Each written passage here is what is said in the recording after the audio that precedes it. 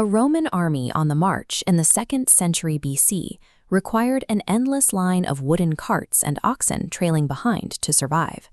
This chart maps the baggage train bottleneck. It represents a strict thermodynamic limit.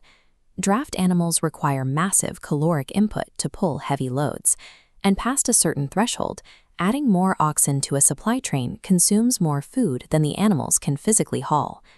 The constraints of these draft animals dictate the army's behavior. Oxen require thousands of pounds of daily foraging, and they are biomechanically restricted to relatively flat, stable terrain to maintain forward momentum. The infrastructure itself is highly fragile. A single broken axle or a shattered wooden wheel on a narrow path immediately halts the entire column, paralyzing tens of thousands of men until a repair is made. This creates a persistent trap for a Roman commander. Bound to the pace of the oxen, a general cannot force an engagement with a highly mobile, fleeing enemy and cannot rapidly escape a pursuing one. The Roman heavy infantry, trained for close quarters combat, is effectively held hostage by the pacing and vulnerability of its own agricultural equipment. Strategy becomes entirely subordinate to logistics. The army can only march where the carts can survive the journey. Pre-Marian armies were not precision tactical weapons. They were fragile, crawling cities, and their operational ceiling was strictly limited by the speed of their slowest ox. When forced to march through a narrow, hostile valley, this logistical tether becomes an acute geographical liability. This schematic illustrates the geometry of that liability. A standard 5,000-man army requires a supply train stretching for miles, creating an undefendable attack surface that is impossible to protect at all points.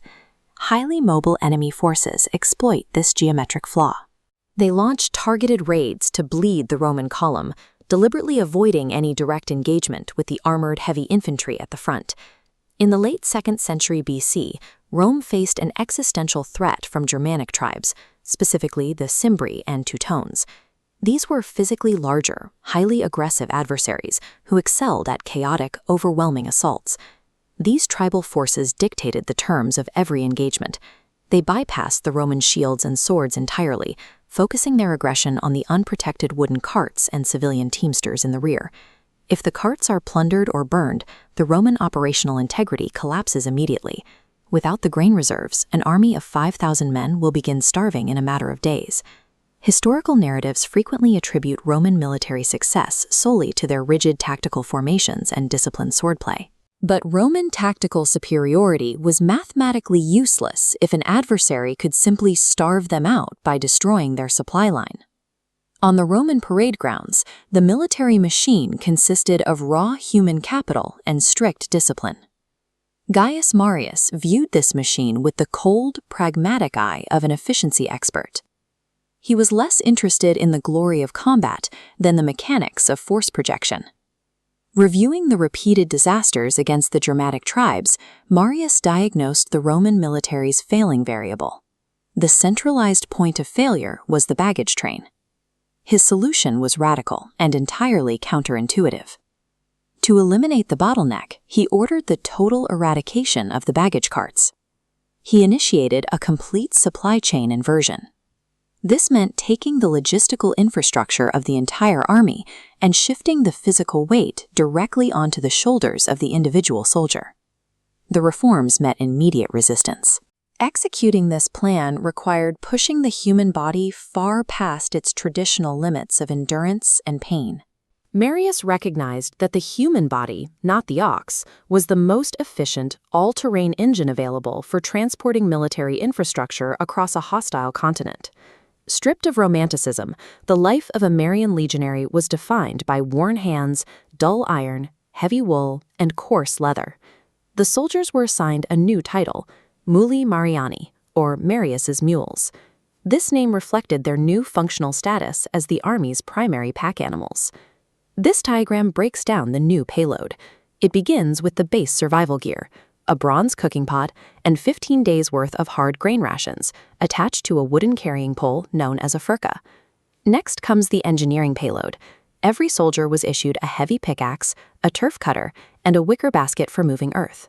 Most crucially, the kit included 2 thick, heavy wooden palisade stakes. Only after the survival and engineering gear are loaded do we account for the combat payload, the chainmail, helmet, shield, and weapons. The furca balances a total weight exceeding 60 pounds. Meeting the biomechanical requirement of carrying this localized weight allowed the Army to sever its reliance on established roads, but it placed extreme physical friction on the human body. The immense weight compressed the spine and sent grinding shockwaves through the soldier's feet and joints with every step. The grueling physical reality of this daily march stands in stark contrast to the sanitized historical accounts of glorious battlefield maneuvers. Marius had re-engineered the Roman soldier into a self-contained logistical node. A post-Marian legion of 5,000 men moved with terrifying mechanical unison, completely unburdened by a single wooden cart. This graph models operational speed. Pre-reform armies averaged 8 miles a day. The Marian legion pushed that to 20. Furthermore, this velocity ignored road conditions. They marched in a straight line through dense forests and steep mountain passes. This created a severe psychological shock for Rome's enemies. A heavily armed Roman legion could now appear in a theater of war days before any adversary anticipated their arrival. By moving faster than the enemy's decision cycle, Roman commanders could seize strategic choke points and dictate exactly where and when a battle would take place. The enemy was forced into a state of constant reaction. Their previous tactical advantage of raiding slow-moving supply lines was neutralized.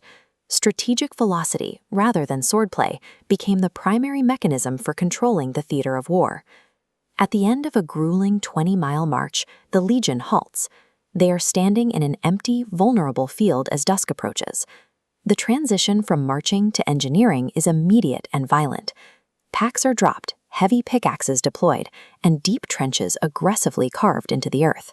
The 2 heavy wooden stakes carried by every soldier are locked together along the berm. In a matter of hours, the vulnerable field is converted into a geometrically perfect, heavily fortified camp. Under the old system, an army caught in the open without its cart-based defenses was an easy target for an evening ambush. The core tension of the era remained.